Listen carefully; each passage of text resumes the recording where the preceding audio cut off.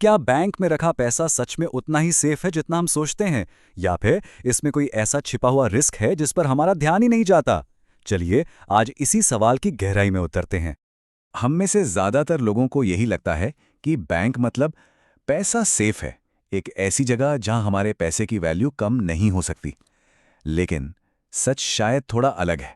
असलियत यह है कि बैंक में पड़ा पैसा भी धीरे धीरे अपनी कीमत खो सकता है और हमें इसकी भनक तक नहीं लगती। ये बात तो हम सबने कभी ना कभी सुनी ही होगी और सुनने में बिल्कुल सही भी लगती है ना? कि भाई बैंक में पैसा कम से कम घटेगा तो नहीं। पर क्या ये बात वाकई में 100% सच है? आइए पता लगाते हैं। ठीक है, तो इस पूरे मामले को हम स्टेप बाय स्टेप समझेंगे।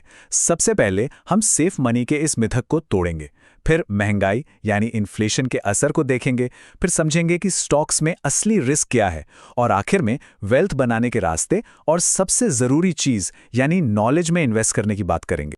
तो हमारी इस कहानी का जो सबसे बड़ा विलन है ना, वो है इन्फ्लेशन यानी महंगाई। एक ऐसा साइलेंट किलर जो चुपचाप हमारे पैसे की असली कीमत को खा जाता है। एकदम सिंपल शब्दों में कहें तो इन्फ्लेशन का मतलब है चीज़ों का महंगा होना। मतलब आज 100 रुपए में आप जो सामान खरीद सकते हैं, 1 साल बाद उसी सामान के लिए आपको ज़्यादा पैसे देने पड़ेंगे। यानी आपके पैसे की जो खरीदने की ताकत है वो कम हो गई। अब देखिए, बैंक्स अक्सर अपनी फिक्स्ड डिपॉजिट यानी एफडी पर करीब 7 से 8% का सालाना ब्याज ऑफर करते हैं। ये नंबर देखने में तो काफ़ी अच्छा लगता है और बस यहीं से हमारी कैलकुलेशन की शुरुआत होती है। लेकिन अब इस 8% में से सबसे पहली कटौती होती है महंगाई की। पिछले कुछ सालों का एवरेज देखें तो इंडिया में इन्फ्लेशन रेट लगभग 7% रहा है। मतलब आपके रिटर्न का एक बहुत बड़ा हिस्सा तो सिर्फ बढ़ती हुई कीमतों की बराबरी करने में ही निकल गया। और कहानी यहीं खत्म नहीं होती। फिर आती है दूसरी कटौती, टैक्स की। आपको एफडी से जो भी ब्याज मिलता है उस पर इनकम टैक्स स्लैब के हिसाब से टैक्स भी देना पड़ता है। अगर कोई हाईएस्ट टैक्स ब्रैकेट में है तो ये करीब 30% तक हो सकता है, जिससे आपका असली मुनाफा और भी कम हो जाता है। अब ये स्लाइड सारी कहानी को एक साथ दिखाती है। मान लीजिए आपने 10 लाख रुपए की एफडी कराई। 8% ब्याज के हिसाब से आपको 80,000 रुपए मिले। इस पर करीब 24,000 का टैक्स कट गया, तो हाथ में आए 56,000 रुपए। आपका टोटल पैसा हो गया 10,56,000। लेकिन 7% महंगाई की वजह से जो चीजें पिछले साल 10 लाख की थीं, अब वो 10,70,000 की हो गई हैं। यानी असल में आपकी खरीदने की ताकत 14,000 रुपए घट गई।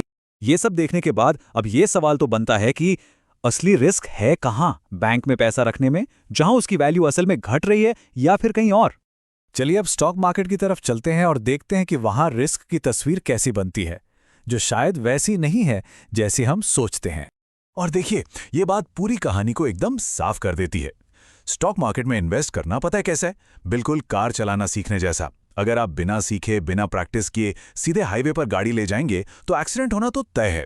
लेकिन अगर आप नियम सीखते हैं, प्रैक्टिस करते हैं, तो वही ड्राइविंग आपके लिए सेफ हो जाती है। तो असली रिस्क मार्केट में नहीं, बल्कि बिना जानकारी के मार्केट में उतरने में है।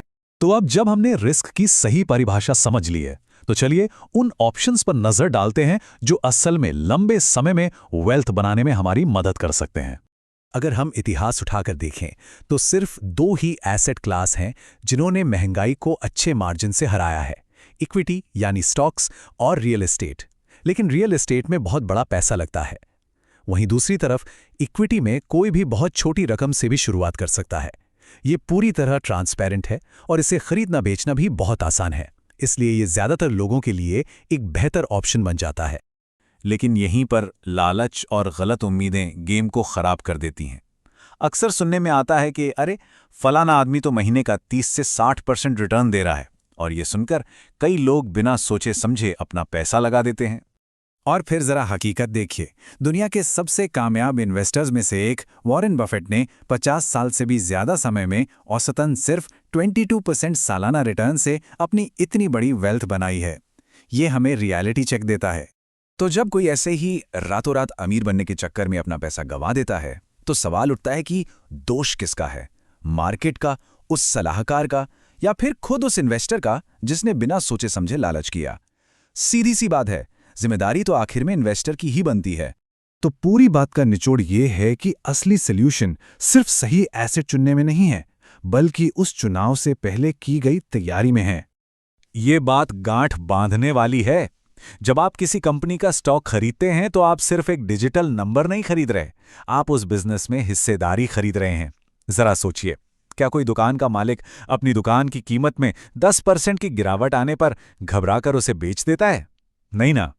तो फिर एक इन्वेस्टर ऐसा क्यों करता है? जरा ईमानदारी से सोचिए, जब हम एक नया फोन या कार खरीदते हैं तो कितनी रिसर्च करते हैं, घंटों ऑनलाइन रिव्यूज देखते हैं, दोस्तों से पूछते हैं, शोरूम में जाके तसल्ली करते हैं। लेकिन जब अपनी मेहनत की कमाई को इन्वेस्ट करने की बात आती है तो क्या हम उसका 10% टाइम भी रिसर्च पे लगाते हैं? तो इस पूरी बातचीत से जो जरूरी बातें निकल कर आती हैं वो ये हैं। इक्विटी से दूर रहना शायद उसमें इन्वेस्ट करने से भी ज्यादा रिस्की है। बैंक डिपॉजिट आपको टैक्स और महंगाई के बाद असल में नेगेटिव रिटर्न दे सकते हैं। स्टॉक्स में असली रिस्क मार्केट नहीं बल्कि नॉलेज की कमी है। और सबसे जरूरी बात, पैसा इन्वेस्ट करने से पहले नॉलेज में इन्वेस्ट करें। बेंजामिन फ्रैंकलिन की ये बात इस पूरी चर्चा का सार है।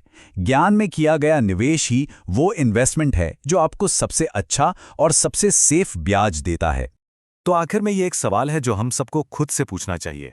हम अपनी मेहनत की कमाई को कहीं लगाने से पहले क्या उसे सही ढंग से समझने और सीखने में उतना ही समय लगा रहे हैं जितना जरूरी है?